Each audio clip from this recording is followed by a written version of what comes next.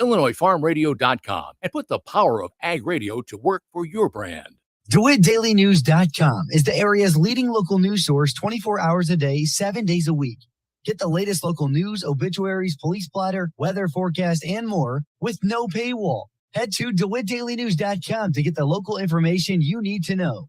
Netflix buffering, YouTube spinning, devices not connecting, Zoom calls dropping. Ugh, it's frustrating. Let's end your frustration by signing up for fiber internet in Clinton. Click the Connexus icon at DeWittDailyNews.com.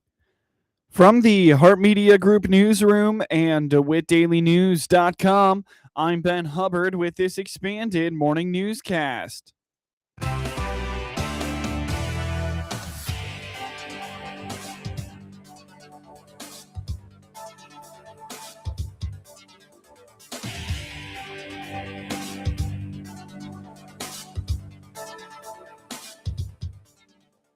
Good morning and thanks for being with us. I'm your host today, Ben Hubbard.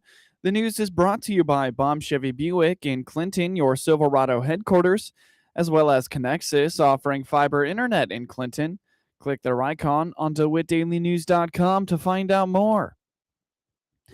A local school district is looking to build a structure that will allow for outdoor education opportunities. On the WHOW Morning Show Thursday, DeLand-Weldon School Superintendent Dr. Michael Tresnick told the Heart Media Group that they plan to construct a pavilion between the high school and the elementary school. This will open the door for K through 12 instructors to bring students outside and relate instruction to nature. We're going to place it in a location that's right between the high school and the elementary, so K-12 can use it.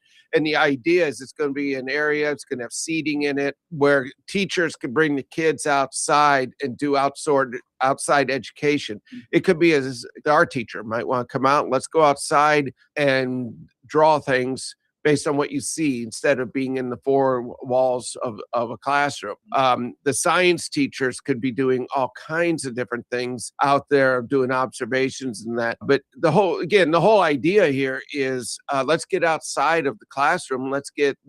You've been over there, we have a fairly large campus. We have a lot of green space. Yeah, for sure. Let's take advantage of that green space. And this will give us kind of a central place for kids to sit and to do various work or just to work outside. Take an English teacher. Let's say you have an essay, free response essay you want the kids to work on. Are you going to get a better response outside when it's sunny and you got, the birds singing and see some squirrels running around? Are you going to get, kids are going to be more relaxed and maybe more inspired? Dr. Tresnick indicates that this is part of a larger plan to potentially construct a greenhouse and a chicken coop in the future. One of the major hurdles is funding for these projects responsibly. He notes that a team of students from Clinton High School will be involved in constructing a shed for the project. It's all part of a large plan that we have that we're trying to fund as much as we can, grant and private. But we would love to get a greenhouse out there to work with our ag program. Sometime we might even look at, could we put chicken coops in and show kids about how to grow chickens, how to use the eggs, how to use that in cooking classes. So it's just kind of part of a bigger package. I want to say that this pavilion is somewhere in the $20,000 range. And essentially, in working with the Farm Bureau, they're contracting with the contractor to do it. So everything's working through them. So a lot of it doesn't even go through us. They're also, and we're working with Clinton High School with their IT classes, and they're building us a shed. And the Farm Bureau is funding. And now is the DeWitt County Farm Bureau. So they're building us a shed that they're going to have done at the end of this year. And I think at Clinton, they're using it as a senior project for some of the kids. And so they send us pictures every once in a while. So we're excited to get that. And that's going to be something where we can store various pieces of equipment that the kids could be using, like shovels and things like that, because we want to also do some planting and do things like that out there. This project pairs well with the success of DeLand-Weldon's new ag program. Dr. Tresnick says that they are taking things day by day as they build the program and the FFA chapter. We're just kind of taking it day by day. The nice thing this year is that the teacher was able to get some officers going in the FFA. Mm-hmm. And then had certain kids go out and do some of the different competitions. As you know, FFA has all kinds of competitions that are available, and we're starting to try to get involved in those, and so that the kids can see what that means.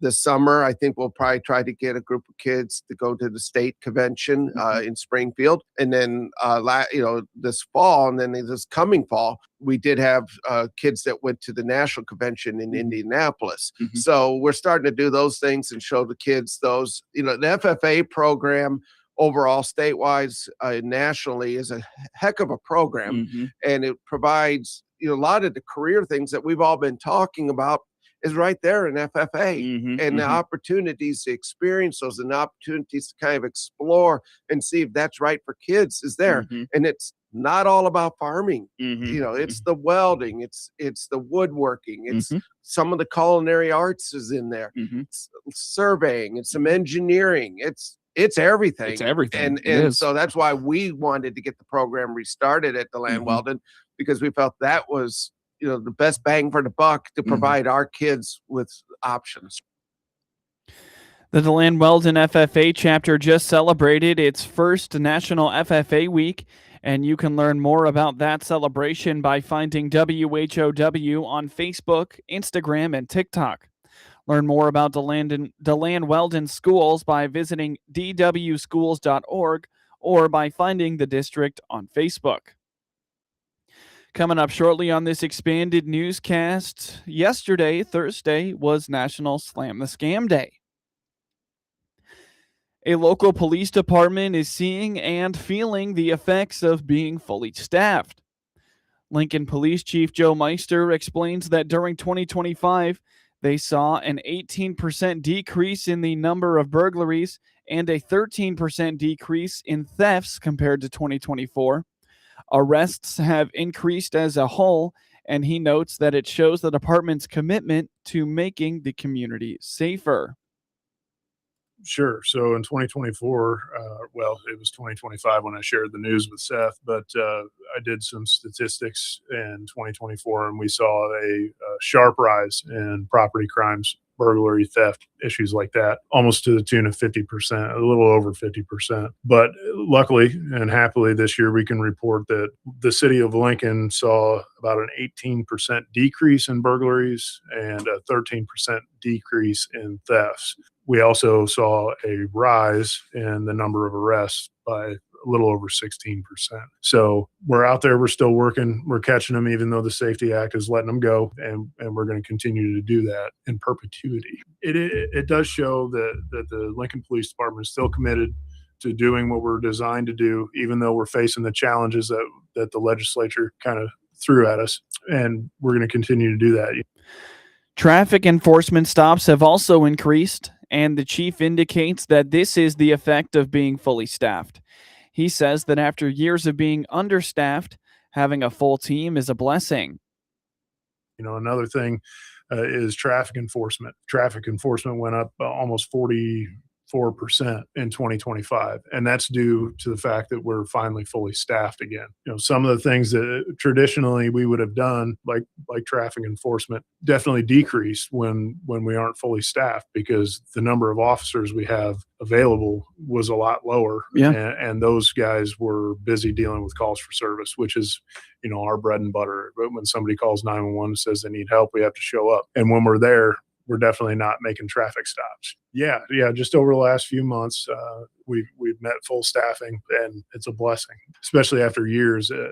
We were looking at almost 5 years being very, very short staffed, and it was getting to be hard on the guys and gals that are working the streets and answering the calls, all the mandatory overtime and things like that. So it's a blessing for not just me, but for each and every one of our police officers. Being fully staffed is a morale booster for any department. Burnout can be a real problem when officers are stretched thin, and Chief Meister adds that at one point they were even at risk of losing school resource officers to have more support on the street. Absolutely. The morale went up. People aren't as tired. They're more focused. They do a better job at their assignments when they're not overloaded. It can become a burden when you have too much to do. Obviously, traffic enforcement, your selective, proactive enforcement stuff is the first thing to go. There were times where we were in danger of losing our school resource officers because they would be needed on the streets. And that was one of the most important dangers of short staffing. We need those cops in the schools, building relationships with the kids and making sure everybody's safe there. So again, it's a great thing to finally be fully staffed. To learn more about the Lincoln Police Department, find the department on Facebook. The chief notes that those interested in additional statistical data from the police department can find it on the city's website, lincolnil.gov. You're listening to the WHOW Morning Show. Let's take a quick break with a word from our sponsors. March into Baum Chevrolet Buick and march out with a new Chevrolet. This is Scott Baum from Baum Chevrolet Buick in Clinton and Farmer City. We have over 20 Silverados to fit your daily work needs in 1500, 2500, and 3500s in gas or diesel, all sale priced. Also, check out the Colorado pickup. This size and maneuverability may be another option as well. Chevrolet, together, let's drive. Baum Chevrolet Buick, right from the start. Experience the power of better connection with Connexus Fiber Internet. Connexus delivers ultra-fast, reliable speeds to keep you connected at the speed of life. Whether you're working from home, streaming your favorite shows, or gaming with your friends, Connexus has you covered. Say goodbye to buffering and dropped calls and say hello to fiber fast internet. Ready to upgrade your connection? Sign up today by clicking the Connexus icon at DeWittDailyNews.com. Nothing connects us like Connexus.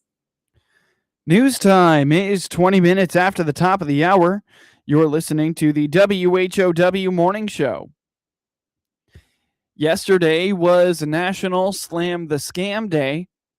On the WHOW Morning Show Thursday, Jack Myers with Social Security told the Hart Media Group Social Security was one of the top impersonated agencies for scammers in 2025. Given the ubiquity of scams today, it is a topic that must be discussed frequently. Yeah, it is just a really important thing that we acknowledge Slam the Scam Day. It's something that Social Security and our Office of Inspector General have partnered on the last several years.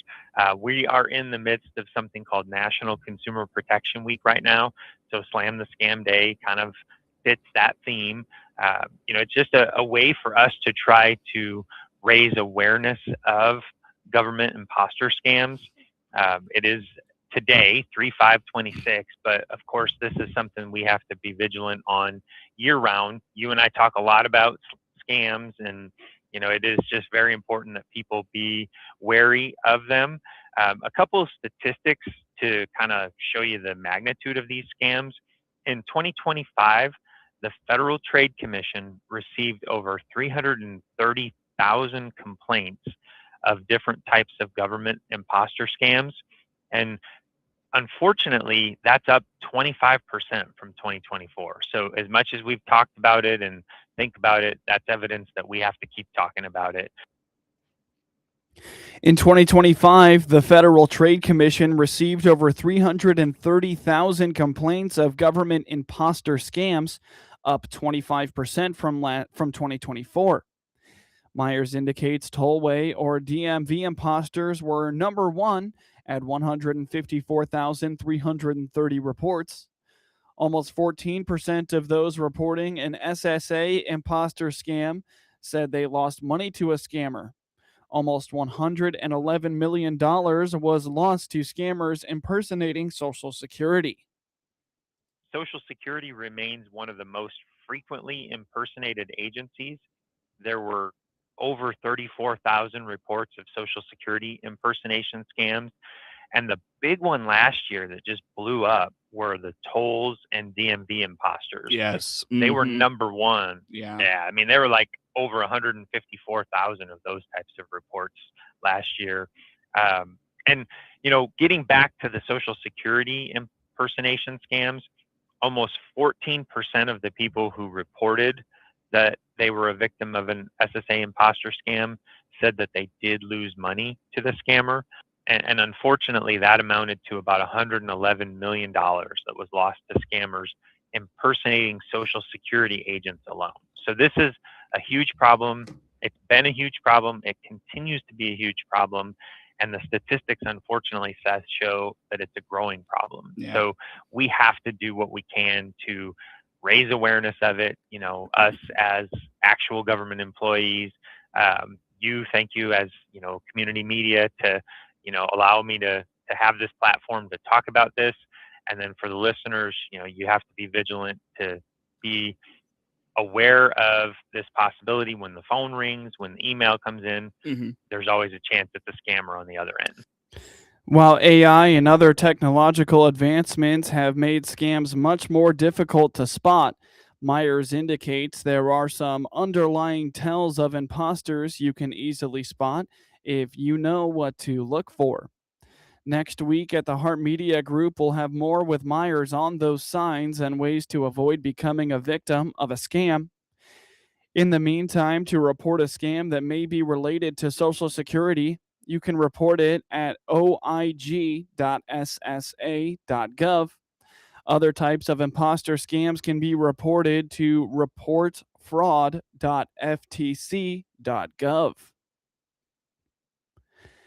The 235th member inducted into the Grand Ole Opry is from rural Illinois. Country music recording artist Susie Bogus was honored in Nashville in January. I still am processing it, and that is the honest truth. In fact, I have so many thank you notes and things I need to write to everybody because everybody was so generous. I had 39 cousins come in from all over the country. And, my brother's family and my sisters. And the day after, I had all my college roommates came. It was all my old bandmates came from Portland, Oregon, and all over the place, and Florida, and just the people that have moved away. And I had a huge open house at my house the next day, and it was phenomenal. But it was kind of wild in a certain way because there were different eras. Here's my cousins that I remember the most from when we were kids, and then because a lot of my cousins live around the Geneseo area, and but I had ones that have moved up to Minneapolis, and I mean, just people from all over, and it was overwhelming. And I'm still to this day just sort of going back over conversations I've had with them and catching up with folks that I hadn't seen for a really long time. Bogus grew up in Aledo and graduated from Illinois State University in 1980. If you do a thorough spring cleaning and set aside a number of items you don't want anymore but may have some value, you may consider posting them for sale online. But where you post them may be as important as deciding to do it in the first place. The Better Business Bureau has some tips. Better Business Bureau investigator Don O'Brien says one thing to consider is where you decide to sell your items. Are you going to put those in a yard sale, or would it be better to put those on eBay? Try to find a place that can sell that for the biggest bang for your buck. If you're going to go online, make sure you realize that some of those platforms do charge you fees in order to sell things. So if you sell that Sam Usual bobblehead for $75, I'm not going to get that whole $75. As if I use an online platform, they're going to eat into that. He says be careful if you decide to use Facebook Marketplace. O'Brien says especially with high-dollar items, you may find that fewer security measures may lead to some weird stuff that doesn't happen on platforms like eBay from both a buyer and a seller's perspective. Now for your local obituaries. Laura Jean Gresham, 61, of Atlanta, passed away on Monday, March 2nd at Carl Broman Medical Center in Normal. Funeral services for Laura will be held at Jefferson Street Christian Church in Lincoln on Saturday, March 7th at 10 a.m., with Mr. Michael Malik officiating. Burial will follow at the Atlanta Cemetery. Visitation will be held at Jefferson Street Christian Church on Friday, March 6th from 5 p.m. to 7 p.m. Memorials may be made to St. Jude's Children's Research Hospital, organization of the donor's choice. Final arrangements are entrusted with Quirum Peasley Funeral Home of Atlanta. Verna Mason, 107, of Lincoln, passed away on Monday, March 2nd at St. Clara's Rehab and Senior Care Center in Lincoln. Graveside services for Mrs. Mason will be held on Saturday, March 7th at 11 a.m. at the Mount Pulaski Cemetery, with Reverend Mark Thompson officiating. Memorials may be made to the Humane Society of Logan County. Peasley Funeral Home is assisting the family with funeral arrangements. Ollie King Mandrell, 88, of Clinton, passed away at 3:06 a.m. March 3rd at his family residence in Clinton. Services will be 11 a.m. Friday, March 6th at the Lane Christian Church in Lane, Illinois, with Brock Eckert and Jim Kilson officiating. Burial will follow at Weldon Cemetery. Visitation will be 10 to 11 a.m. Friday at the church. The family entrusted Calvert Funeral Home in Clinton with arrangements. Memorials may be directed to Lane Christian Church, St. Jude's Children's Hospital, or OSF Hospice. Get news anytime at DeWittDailyNews.com. With SRN News, I'm Rich Thomason in Washington. American and Israeli forces are showing no mercy to Iran's military-backed dictatorship, as the U.S. warns that attacks on Iran will intensify as a full week of hostilities draws to a close. Some of the Americans trapped in the Mideast have managed to make it back home. The challenge is booking a flight that isn't later canceled. Republican Senator Mark Wayne Mullen of Oklahoma says he's excited. The prospect of serving as the next Homeland Security Secretary. President Trump is nominating him for the job after firing embattled DHS Secretary Kristi Noem. The government's February jobs report due out this morning. Analysts expect the report will show the addition of 50,000 jobs with an unemployment rate holding at about 4.3%. On Wall Street, Dow futures down 220 points. The NASDAQ futures off 180. More details, srnnews.com. Is your Jesus shaped more by culture than by scripture? In our instant world, we've made Jesus into a life coach, a therapist, a political ally. The Missing Messiah, a new book by Kyle Idleman and Mark Moore, helps us understand how Western culture has gradually reshaped Jesus into our image and recognize the difference between a personalized Savior and a revolutionary King. If you believe there's a more dangerous, more majestic Messiah than the one you've inherited, visit missingmessiah.com to learn more. Snapshot from Progressive wasn't created for just anybody. Oh no, we made it for you. Gradual breakers. You keep your eyes on the road, so you've seen it all. As long as it all happened directly in front of you, like a Swedish masseuse. Your foot knows exactly the right amount of pressure to apply to the brake. That's why your passengers feel totally relaxed with you behind the wheel and occasionally super sleepy. With Snapshot, safe drivers like you get personalized rates based on your driving habits. Sign up today at Progressive.com. Progressive Casualty Insurance Company and Affiliates. Snapshot not available in California or from all agents. This is staff meteorologist Jennifer Wojcicki with your regional radio forecast. A dense fog advisory remains in effect. Slight chance of thunderstorms with fog early today, otherwise cloudy skies with a few peaks of sun. Daytime highs approaching 75. South winds 10 to 20 miles per hour. Chance for storms tonight, lows level off around 58. Hear weather twice an hour or online anytime at DeWittDailyNews.com. Currently, it's 56 degrees. I'm weatherology meteorologist Derek Height with a significant weather update brought to you exclusively by ServPro of Piatt, DeWitt counties, your fire, storm, and water restoration specialists. A dense fog advisory continues until 9 a.m. this morning. A dense fog advisory means that widespread fog is likely to reduce visibilities to 1/4 of a mile or less, maybe near zero in spots. This fog may linger for a relatively long period of time as well, leading to significant travel delays. If you are out driving, slow down and use your vehicle's low beams for the best visibility possible. Take your time to stay safe. A dense fog advisory continues until 9 a.m. this morning. Stay tuned for additional updates. I'm meteorologist Derek Height. From the Hart Media Group Sports Desk, IL Sports Wire, and DeWittDailyNews.com, I'm Ben Hubbard with this local sports report. In high school girls basketball, state semifinal scores from yesterday. In Class 1A, top-seeded Mount Pulaski beat the 1-seed Brown County 47-40, and 1-seed DMAC took down top-seeded Rockford Christian 48-35. In the Class 1A third-place game, Brown County beat Rockford Christian 59-47. The championship game between Mount Pulaski and DMAC is Saturday at 10 a.m. at the CEFCU Arena in Normal. In Class 2A, 2-seed Breese Central took down top-seeded Pleasant Plains 48-40, while top-seeded Byron beat second-seed St. Edward 43-39.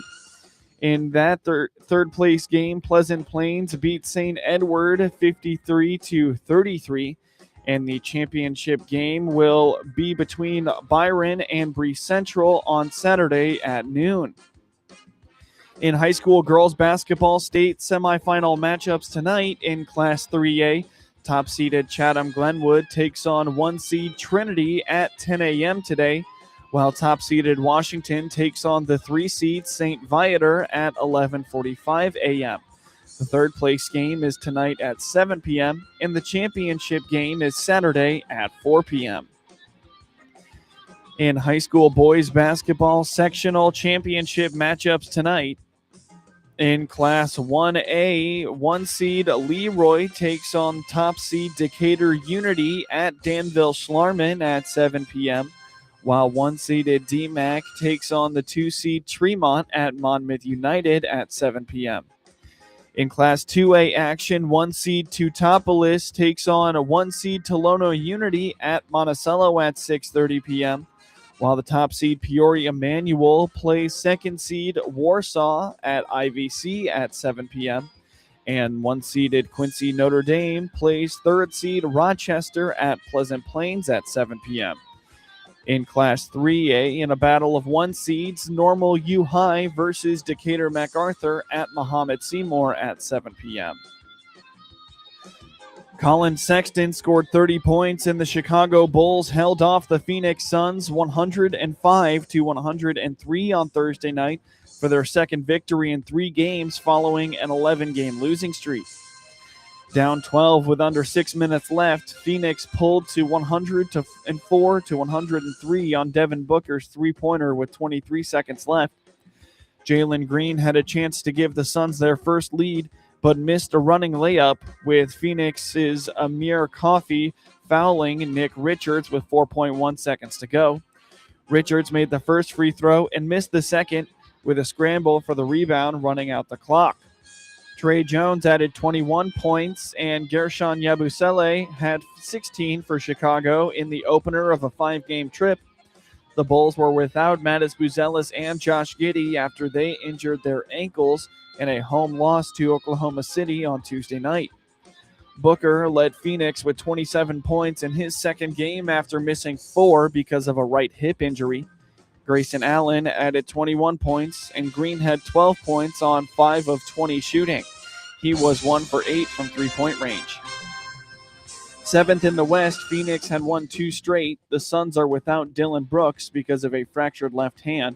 The Bulls are at Sacramento on Saturday night, while the Suns host New Orleans on Friday night. Veteran wide receiver DJ Moore is on the move. The Chicago Bears are in discussions with the Buffalo Bills to finalize a trade that sends Moore to the AFC East. The Bears will also send a 5th-round pick to Buffalo and receive a 2nd-round pick in return. Moore is under contract through 2029 after he signed a 4-year, $110 million extension with the Bears in 2024. As part of the trade, the Bills will guarantee $15.5 million of his 2028 base salary, Moore's $23.5 million salary for 2026 is already fully guaranteed, and his 2027 salary will become guaranteed next week. Moore spent 3 seasons in Chicago and compiled 244 catches, 3,012 receiving yards, and 20 touchdowns during his tenure. His production decreased annually, though, as he and the Bears appear destined for an eventual split. The trade cannot become official until the new league year starts at 4 p.m. Eastern Time on March 11th. The Bears were already under the salary cap following center Drew Dahlman's surprising retirement earlier in the week, so this trade will open up a significant amount of space for the Bears ahead of free agency. Moore was set to carry a $24.5 million cap number in 2026, and general manager Ryan Poles can now use those savings to address their secondary, which is in flux with 8 players set to become unrestricted free agents. The Bears have also released Tremain Edmunds ahead of the new league year starting, just a week after it was reported that they were shopping him. The Bears couldn't find a suitor for Edmunds, as they plan to release him anyway. The move will free up $15 million in cap space, as Chicago entered this offseason with some cap troubles. Edmunds signed a 4-year deal with the Bears in 2023 and had one of the best seasons of his career in 2025 before getting hurt. In scores from around the NBA last night, the Orlando Magic beat the Dallas Mavericks by 1 point, 115-114, while the Utah Jazz took down the Washington Wizards 122-112. The Miami Heat beat the Brooklyn Nets 126-110, and the Golden State Warriors came back and beat the Houston Rockets 115-113 in overtime. The San Antonio Spurs beat the Detroit Pistons 121-106, while the Minnesota Timberwolves took down the Toronto Raptors 115-107. The Denver Nuggets beat the LA Lakers 120-113, and the New Orleans Pelicans beat the Sacramento Kings 133-123. Couple of games from the Big Ten in NCAA men's basketball top 25 action, as number 3 Michigan beat Iowa 71-68, and 8th-ranked Michigan State took down Rutgers 91-87. In the NHL last night, the Buffalo Sabres routed the Pittsburgh Penguins 5-1, while the Columbus Blue Jackets beat the Florida Panthers 4-2. The New York Rangers took down the Toronto Maple Leafs 6-2, and the Utah Mammoths shut out the Philadelphia Flyers 3-0. The Nashville Predators beat the Boston Bruins 6-3, and the Winnipeg Jets took down the Tampa Bay Lightning 4-1. With the same 4-1 score, the Ottawa Senators beat the Calgary Flames, while the LA Kings beat the New York Islanders 5-3. Get highlights of your local high school program by finding IL SportsWire on your preferred social media platforms, and get local sports anytime from your computer or your mobile device at DeWitt Daily.